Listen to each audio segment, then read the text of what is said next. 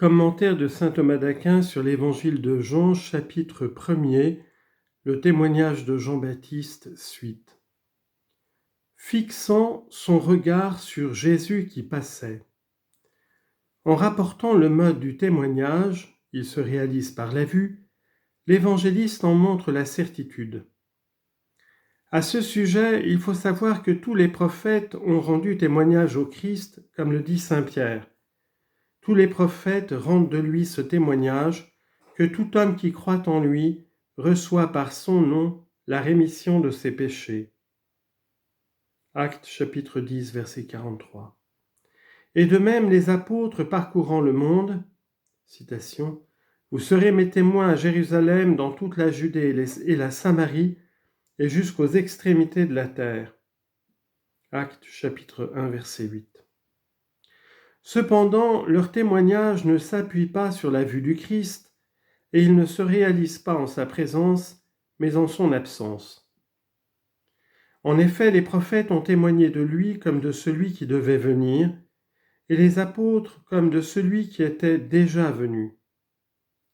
Jean, lui, rend témoignage au Christ qui lui est présent et que lui-même voit. C'est pourquoi l'évangéliste dit, fixant son regard sur Jésus, avec les yeux du corps et ceux de l'esprit, selon la parole du psaume, « Regarde la face de ton Christ » et celle d'Isaïe, « Ils verront le Seigneur les yeux dans les yeux ». Psaume 83, verset 10 et Isaïe, chapitre 52, verset 8. L'évangéliste ajoute que Jésus passait pour signifier le mystère de l'incarnation par lequel le Verbe de Dieu assuma une nature sujette au changement, comme il le dit lui-même, « Je suis sorti du Père et je suis venu dans le monde ». Jean chapitre 16, verset 28. Voici l'agneau de Dieu. C'est maintenant le contenu du témoignage du Baptiste qui nous est exposé. Par ces paroles, non seulement il montre le Christ, mais il admire sa puissance. Isaïe avait dit « Il sera appelé admirable ». Chapitre 9, verset 6. Et vraiment, il est digne d'une puissance admirable, car cet agneau qui égorgeait, Apocalypse chapitre 5, versets 6 et 12, cet agneau qui égorgeait tua le lion, ce lion dont il est dit, votre adversaire le diable comme un lion rugissant rôde, cherchant qui dévorer. 1 Pierre chapitre 5, verset 8. Aussi ce même agneau a-t-il mérité d'être appelé lion vainqueur et glorieux. Il a vaincu le lion de la tribu de Juda. Apocalypse chapitre 5, verset 5. Jean donne brièvement son témoignage. Voici l'agneau de Dieu. Soit parce que les disciples à qui il présentait ce témoignage étaient déjà suffisamment informés sur le Christ par tout ce qu'ils avaient entendu de Jean, soit encore parce que cela fait bien comprendre toute l'intention de Jean, qui était uniquement d'amener ses disciples au Christ. Et Jean ne leur dit pas « allez à lui », pour que ses disciples ne paraissent pas faire une grâce au Christ en le suivant, mais il met en lumière la grâce du Christ comme un bienfait pour eux s'ils le suivent. C'est pourquoi il dit « voici l'agneau de Dieu », c'est-à-dire « voici celui en qui est la grâce et la puissance purificatrice des péchés. » On offrait en effet un agneau en sacrifice pour les péchés, comme le dit l'Écriture. Lévitique chapitre 4, verset 32. Le fruit du témoignage de Jean et de ses disciples. L'évangéliste rapporte ici le fruit de ce témoignage. Il expose en premier lieu le fruit du témoignage de Jean et de ses disciples, ensuite celui de la prédication du Christ. Le premier point comprend deux parties.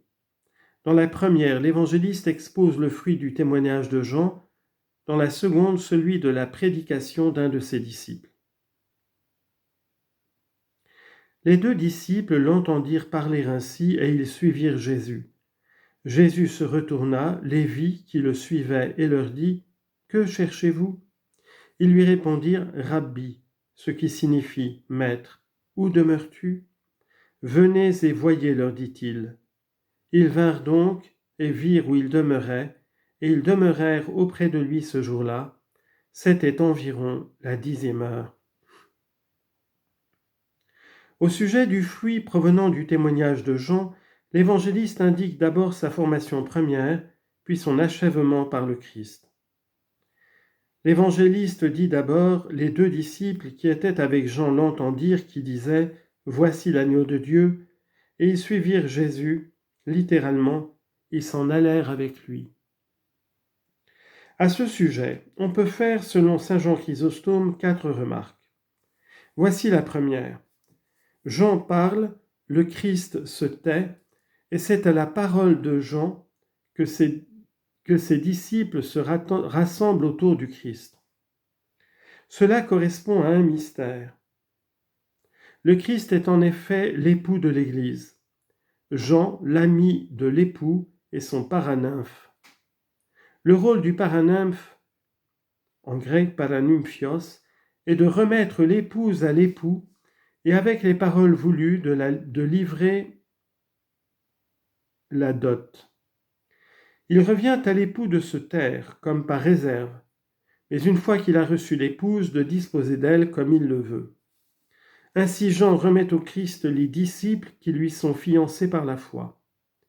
Jean parle, le Christ se tait, mais après les avoir reçus, il les instruit avec soin.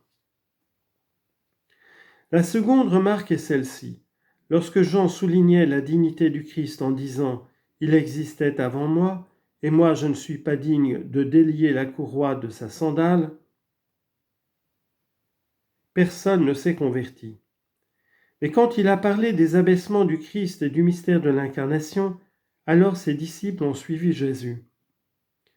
Car les abaissements du Christ, ce qu'il a souffert pour nous émeuvent davantage. En ce sens, on lit dans le Cantique des Cantiques « Ton nom est une huile répandue » chapitre 1, verset 2.